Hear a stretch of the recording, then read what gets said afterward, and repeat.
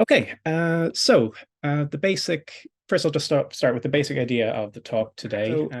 Basic idea about long-termism is that the long-term future is extremely important in many ways, and one of the big moral priorities for people today is to ensure that the long-term future goes as well as possible. I'll get into the reasons for that imminently.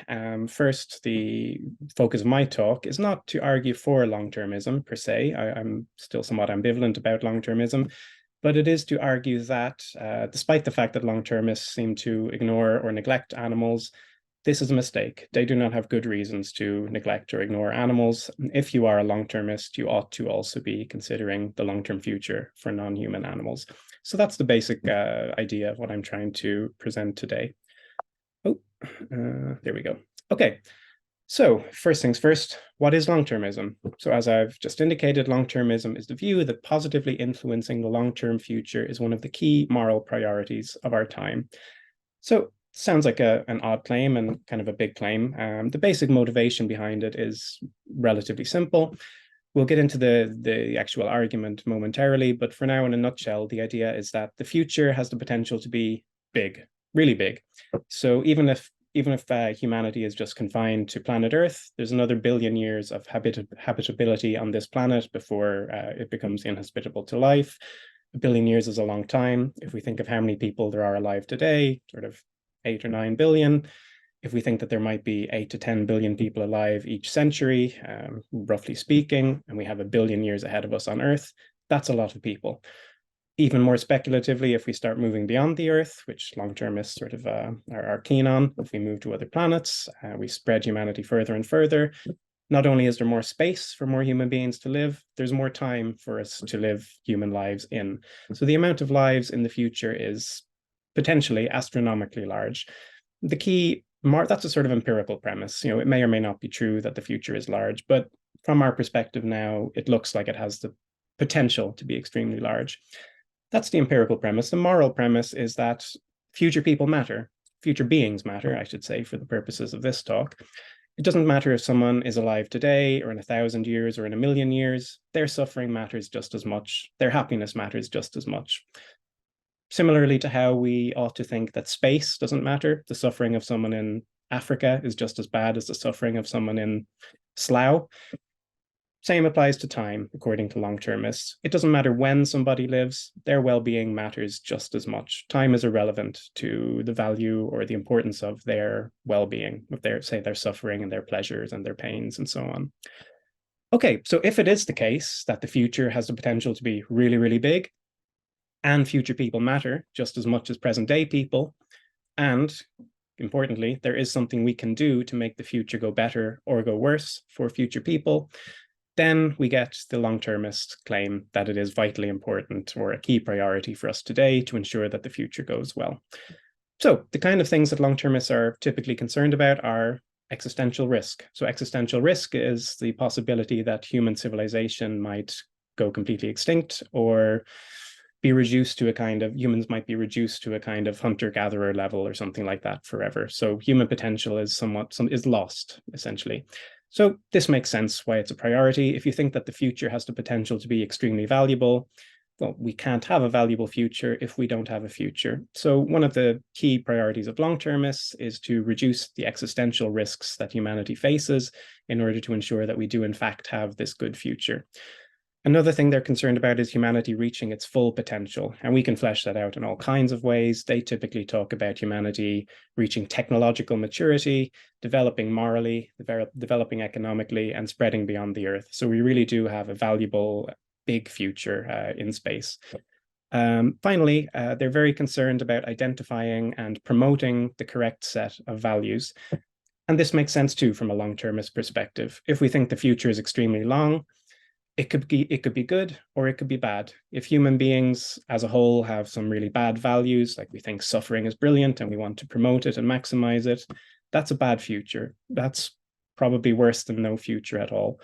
So just as important as ensuring that humanity actually has a future is ensuring that that future goes well. And a key part of that is making sure that we have the right kinds of values. By the way, if I say anything that's incomprehensible or strange, please just put up your hand and, well, maybe not strange, because I will say lots of strange things, but something that you don't grasp, please just stop me and I'll explain. Okay, I'm not going to go into this argument in too much detail because there's only two premises I'm going to argue for today, but this is what I'm calling the basic argument for long-termism. Okay, so the basic argument, the way I've laid it out anyway, has four key premises. The first we just discussed is temporal indifference, which means that the intrinsic value of good and bad things is unaffected by their temporal location. Suffering in a million years is just as bad as the same amount of suffering today, ditto for happiness, well-being, achievement, whatever you like. Premise two is the empirical one, which I'm calling big future. Long-term future has the potential to be vast in terms of duration that humanity survives for, the amount of lives that could be lived. It's potentially huge in the kinds of numbers that I don't really understand because you have to do 10 to the power of X, Y, Z to make sense of the numbers, big numbers. Okay, third, which I won't argue for at all, is a beneficence principle. So this is the idea that whenever we can do so without too high a cost to ourselves, we ought to help other people and also just promote positive value and promote good things generally. So I take this to be fairly self-evident, so I'm not going to argue for that at all. The last key premise is another empirical premise called causal efficacy. So this is the idea that there actually are actions we can take in the present or the near-term future that will have a reasonable chance of making the long-term future go better or go worse. So when you put all these things together, you get the long-termist thesis, which is that we ought to take those actions which we can reasonably expect will make the long-term future go well, or at least avoid taking those actions which might make the long-term future go worse. So as I said, I'm not going to go through the whole argument. I'm going to focus on two key premises, and I'm going to show how they apply to animals just as well, if not better, than they apply to human beings. And if that is true, if the argument for long-termism applies to animals just as well as it does to humans, then long-termists are making a mistake by ignoring animals. So the ones I'm going to focus on are big future and causal efficacy. We'll get to that in a moment. Okay, one doubt you might be feeling right now, and it's a very reasonable one, which I share, is, okay, I can buy the idea that the value of things in the future doesn't change or it doesn't diminish based on how far it is from the present. I can buy the claim that the future has the potential to be big, but I just cannot accept the idea that there's anything we can reasonably do to make the long-term future go better or worse. And remember, when long-termists talk about long-term future, they're not talking about, next week or next year. They're talking about millions of years, maybe billions of years. So it's very hard to believe that there are things we can actually do now or in the near-term future that will have a kind of enduring and predictable impact on this long-term future. So this is a kind of an epistemic worry, like how can we know what actions we can take will make the future go better or worse? It seems like a very difficult thing to work out. So in order to try and get around this objection, long-termists have come up with two pretty interesting ideas. So the first is the idea of a persistent state. So a persistent state is a state of the universe or of the world, which, if made actual, can be expected to last for a very long time, or perhaps even indefinitely. So a very obvious example of a persistent state is a state in which humanity has gone extinct. And I mean as a species, not just as a civilization. If humanity goes extinct, that state of the universe will last forever. Humanity isn't coming back once they go extinct. So that's one kind of example of a state that is very persistent. The important thing about persistent states is some of them might be more valuable and some of them might be less valuable. Presumably, the future in which human beings continue to exist and live happy, flourishing lives for billions of years is a better future than the one in which we go extinct from nuclear war or climate disasters in the next 100 years or so. So if we can identify persistent states which are better and worse, and there is something we can do today to influence the course of the trajectory of our civilization, to influence which state we end up in, it seems that we've identified a way in which we can take actions now, which we can predict will make the future go better or worse. So again, taking human extinction as an example, if we think that the future in which humans survive is better than the one in which they don't survive, obviously actions that reduce the risk of humanity going extinct are good because they help push us towards that good state in which humanity continues to live. So reducing existential risks is obviously a very big priority for long-termists. The second kind of conceptual tool that they use is called a value lock-in. So as I said before, values are extremely important for determining how good or how bad the future will go. It could be the case that some of our values get entrenched or locked in such a way that they are difficult or impossible to change. And if we lock in some set of bad values, like if we locked in racism or if we locked in the practice of slavery, for example, then the future would be much, much worse than it would be if we'd locked in a set of good values instead. So, well, a trivial example might be the QWERTY keyboard. So this is not the optimal setup for keyboards, I'm told. There's more efficient ways, and depends on which language you're typing in, but in English, there are more efficient ways of laying out a keyboard than QWERTY. But we're never getting rid of QWERTY. We'll have QWERTY when the sun explodes. We're not getting rid of QWERTY. It's too expensive to change. It's locked in. So that's a trivial example, but we can think of more important ones, like if slavery had gotten locked in, if the American South had won the Civil War and they consolidated themselves, we could imagine slavery lasting as a sort of acceptable institution for generations, for centuries. And that would be a really bad future.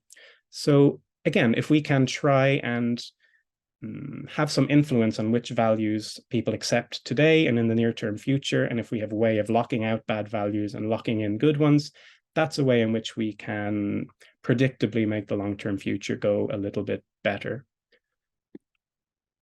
Okay, so as I said, long-termists are concerned about existential risk, about value, about humans' potential as a civilization. They are not concerned about animals. In almost every long-termist text I've read, animals are either not mentioned, they are mentioned very briefly in a footnote and in ways that are not very helpful, or they're actively, or animal activism is kind of derided as a long-termist cause. So I'll give one quick example of that is Nick Beckstead. He argues that from a long-termist perspective, it's not at all important to try and improve the lives of animals on factory farms because animals don't do anything to make the long-term future go better. If we improve their lives, that has a good effect on those animals in the present. It makes their lives a little nicer, but it doesn't do anything to make the future go better. Whereas if we, say, help lift human beings out of poverty, or if we speed up the development of some important technology, that's not just good for people today, that's also having compound effects that go into the long-term future. So for long-termists, sometimes helping animals is a bit like just spending money now on something you like rather than investing into capital, which will make things go better over the long-term future. So I'm going to argue that this is a big mistake. I'm going to argue that long-termists ought to be concerned about animals, and for two main reasons. The first is that wild animal suffering, so suffering of animals living in the wild, free of human interference, well, somewhat free, is a bad thing, and we can make it worse. We can make it bigger in scale by spreading wild animals to other planets or other things like that. And we can make it more persistent. We can make it the case that wild animal suffering lasts for a longer time than it otherwise would have. That might sound confusing now, but I'll come back to it soon. The second thing that we could do today that would make the future worse or better for animals is locking in different sets of values. So the values we have today regarding animals are typically speciesist. They're values that say it's acceptable to exploit animals for very trivial reasons. These values are extremely bad for animals. If we lock in those values and have those values for the rest of human civilization, that's going to be extremely bad for animals. Whereas if we lock in some better values, that will be much better for animals in the future. Okay, so as I said, I'm going to focus on big future and causal efficacy. So regarding big future, for big future to be true, it needs to be the case that we can expect that future animal populations will be extremely large over the long-term future. So thinking about the world as it is today, there are about 8 billion human beings, whereas there are at the very least 10 trillion sentient vertebrate animals. That's an extreme underestimate, by the way. There are some species of fish for whom there are at least a quadrillion, but let's just say 10 trillion vertebrate animals are alive at any one time. This means that non-human animals already outnumber us 1,000 to 1. So if we are concerned about impartially making lives better for sentient beings, we ought to be focusing at least more than we currently are on animals. So the way the world is today, it's clear that animal populations are larger than human populations.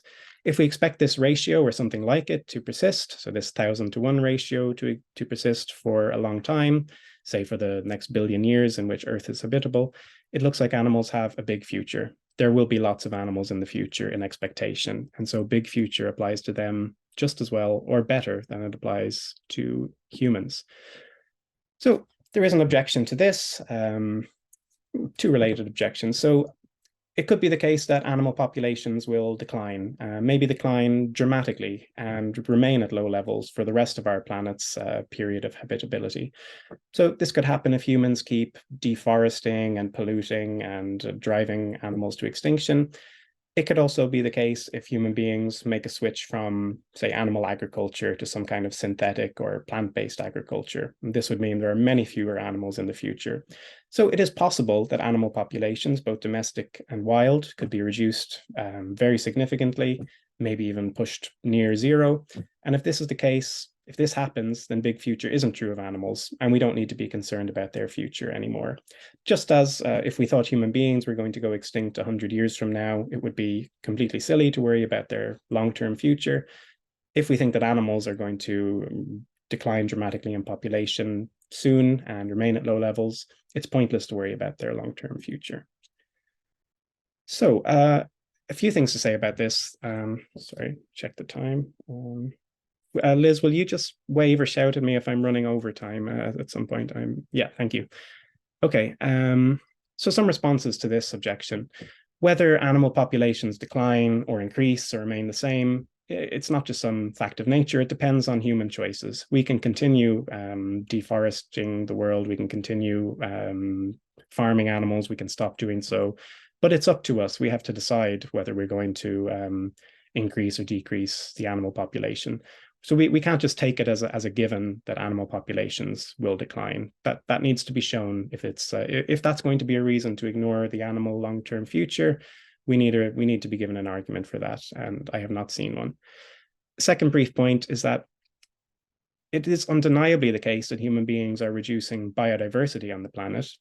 We're reducing the number of species that exist on the planet. This is not the same as reducing the number of individuals who exist. So we're definitely driving species to extinction, many every year. We're also raising lots of animals in agriculture. We're also creating conditions in which small animals like mice and rats can grow in population.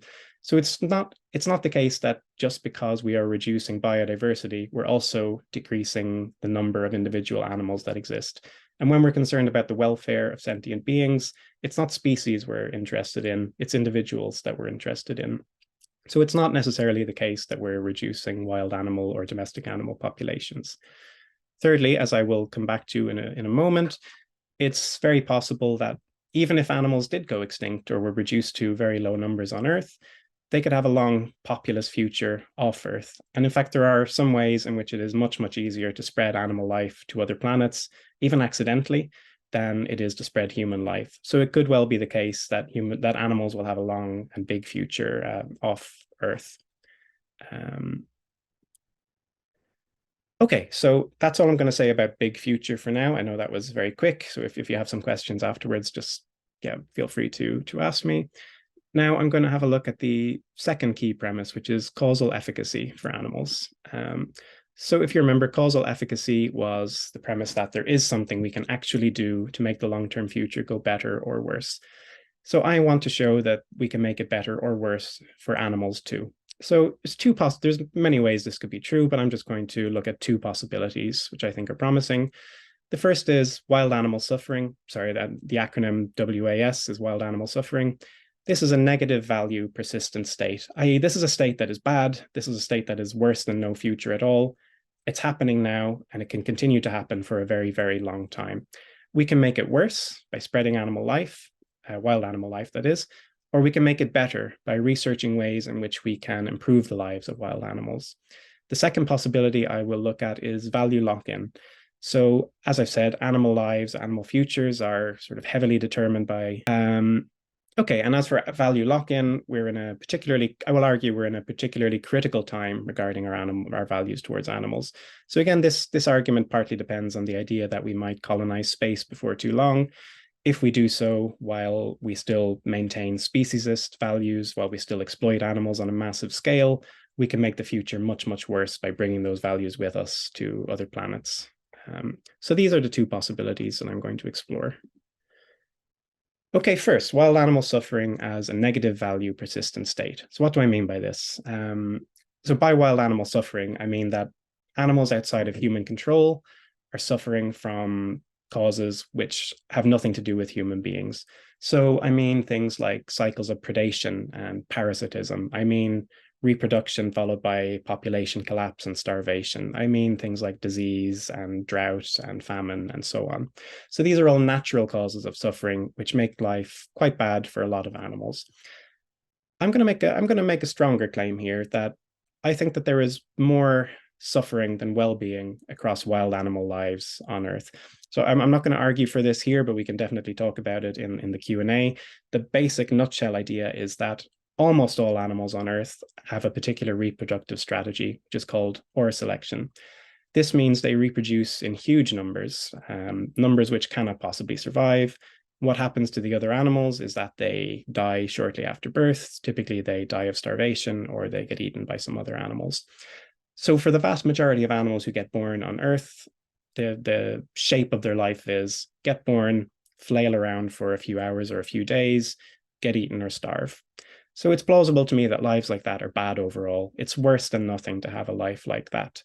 And if it is the case that most wild animals have lives like this, and wild animals outnumber us at least 1,000-fold, then it seems to follow that life in nature is overall bad. I know this is a controversial claim, and we can come back to it in the Q&A, but I'm going to rely on this claim for the rest of this talk. Okay, so at least to me, it's plausible that well-being of wild animals is net negative. Most wild animals have bad lives, and this is a bad state of affairs. This is something we want to avoid. We want animals to have good lives rather than bad lives.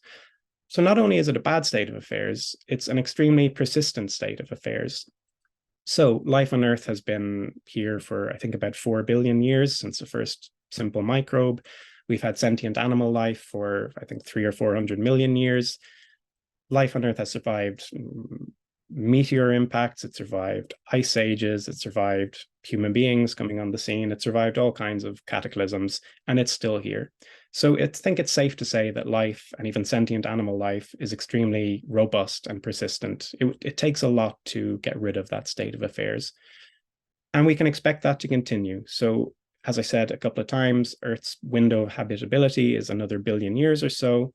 So if life has survived for the last several billion, we can expect it to survive for the next billion years or so, while Earth is still habitable to animals. Okay, so what I'm saying in a nutshell, wild animal suffering is a bad state that the world is in, and it's one that is very likely to continue for a long time. And yet there are ways we can make it worse. Right, so one way in which the general way in which we can make it worse is by increasing the scale of wild animal suffering. So this is about spreading animal life, or by increasing its persistence, that is how long it's likely to last for, or both.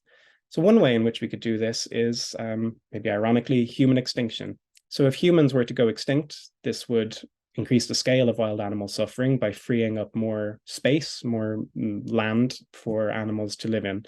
So at the moment, a lot of the Earth's surface is covered by cities and roads and farms, etc. If all of this were gone, human beings weren't here, we'd have even more space for wild animals to live. That means more suffering wild animals dying very shortly after birth. So we'd be increasing the scale of wild animal suffering were we to go extinct. It also has the potential, human extinction also has the potential to increase the persistence of wild animal suffering. So that is, if human beings go extinct, it seems that there's very little hope of wild animal suffering ever being mitigated or eliminated. Human beings are the only ones with the capacity to develop the technology and the science required to make life better for wild animals. It's never going to happen naturally. So if human beings are gone, it seems that animals have lost the last chance of being taken out of this bad suffering state.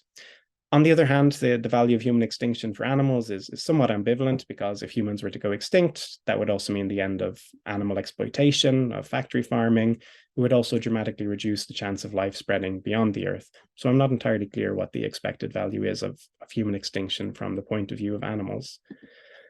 Another way, which I've alluded to, in which we can make wild animal suffering worse in scale and persistence, is by spreading wild animal suffering beyond the Earth.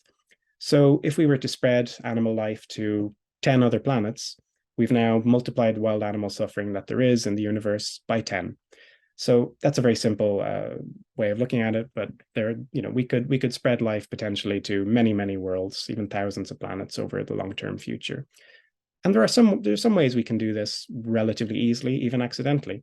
So one particular way that I'm interested in is directed panspermia, which is a way of seeding planets with microbial life. And eventually, over a few 100 million years, those microbes will evolve and develop into complex sentient animals.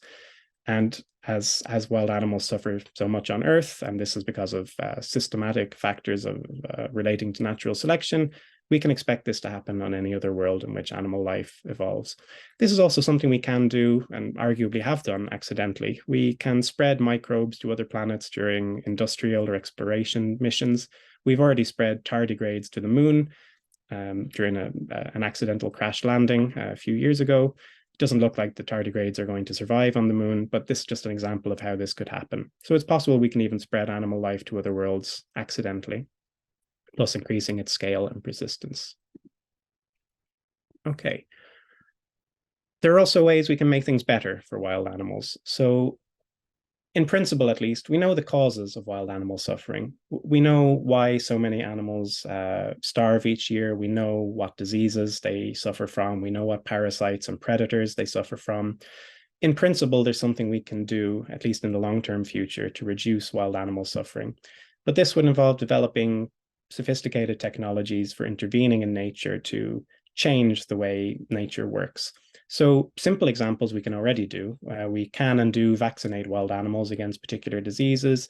We can and do rescue wild animals when they become trapped or stranded. Think of whales on beaches. We can and do feed some animals during hard winters, etc.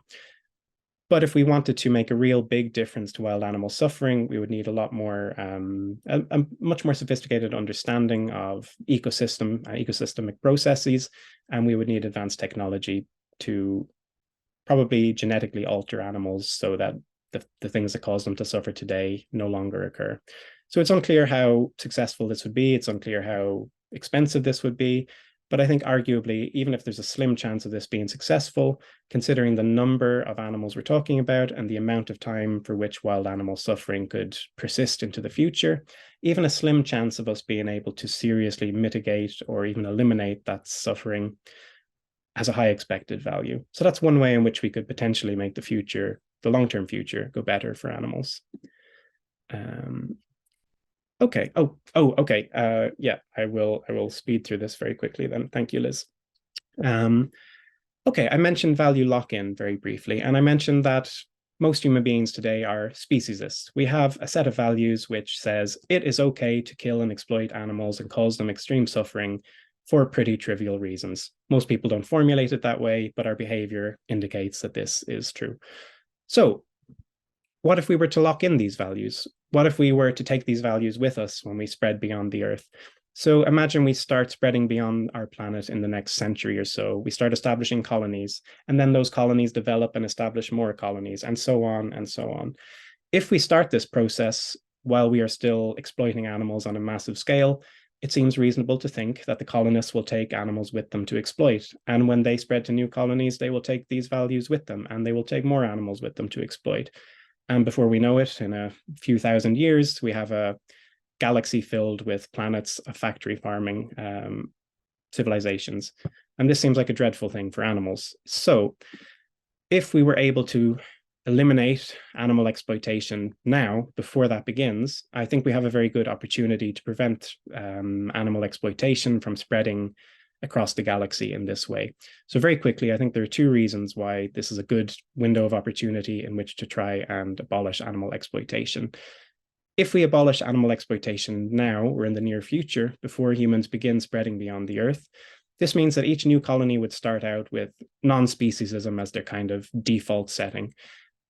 For each colony would then have to revert to speciesism and begin exploiting animals independently. They would all be starting out with sort of animal-friendly values, and they would each have to revert independently to speciesism, which seems unlikely to me. Secondly, if we start spreading to other worlds after we've abolished animal exploitation, colonies won't be bringing animals with them to set up factory farms and so on. So any colony that did want to revert to animal exploitation would have no stock of animals with which to do so. So there's two ways in which I think this is a critical time to try and work on improving our values relating to animals. Okay, these are just some suggestions for interventions based on what I've said already, but I think since I'm over time, I will just leave them on the screen and finish it there. So thank you very much for listening.